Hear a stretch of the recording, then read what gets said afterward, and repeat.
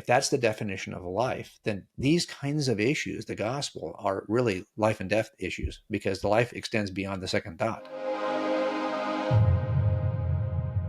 So for Noelle or her friends who might be listening to this podcast later, somebody who identifies with some of that worldview of like, hey, in fact, Noelle's been on this podcast for some other conversations. And one of the things that she admitted was, I kind of like my agnosticism. You could never know for sure. Agnosticism feels better. So why the gospel for you? What is it that's so compelling that you're willing to step over those questions as a gap and go, yeah, I'm banking my whole life on this? Okay, so here's what it comes down to. Nobody would say that agnosticism is the best position to take when you're considering the next round of chemotherapy for your cancer. No, instead, you're going to research which approach, which treatment will actually cure your cancer. And you're not going to be agnostic about it. You're going to be very deliberate and intentional about it. And that's what the gospel is. The gospel is not, hey, I've got an alternative way of living that you might like. No, it's a cure for what's killing us. Anyone who's agnostic about a cure, really? Who's agnostic about a cure? If you're dying, you're not agnostic. You're intensely, passionately interested. Well, that's what the gospel is. It's the cure for what's killing us spiritually. And I think shame on us if we haven't been communicating it that way, if we haven't been offering it this way, if it's seen as just another potential way to live that might benefit you in some way. That's an unfair characterization of what the gospel really is.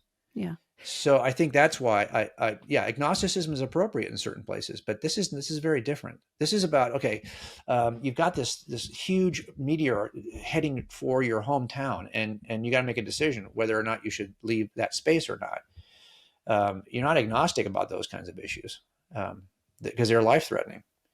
And if you have good reason to believe that you are more than just a material being, that you are a brain and a mind, dualist, living that dual identity, that you are a body and a soul, then there's no reason to believe that your soul would die just because your body does. They're two different things.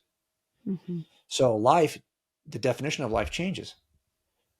Life is not just the 90 years you're going to live here between the line segment there between birth and death, right? That little partial line, that segment. It's a ray that continues beyond the second dot. So it's that ray continues infinitely. If that's the definition of life, then these kinds of issues, the gospel, are really life and death issues, because the life extends beyond the second dot. So we have to kind of think of it that way. And maybe as part of it is we don't often portray it that way. But isn't it interesting? And I totally resonate so deeply with what Noelle said about a speaker said something that for her violated her sensibilities in some way. And the things that violated her sensibilities really had nothing to do with Jesus. It was a secondary, tertiary issue. And this is why, for the most part, I don't take positions. If you ask me questions about where I stand on certain political issues, of course I'm going to tell you where I stand. But to me, that's downstream. It's so far downstream. How to be a man is downstream of who is Jesus. What I should do, should I shoot a gun at an animal, is downstream of let's start up here. And we may end up disagreeing on those issues. That's okay. But we have to at least agree on the foundational issues that are upstream. Because here's what happens. In the end, I should not be able to persuade Noelle with my position. I want her to be convinced that this is the mind of God being voiced in every word that comes out of Jesus's mouth. And that changes. That's a game changer. My wisdom has never been a game changer. Yeah. So in the end, that's where I think these conversations really should go for all of us, because that's true for not just for her, it's true for all of us.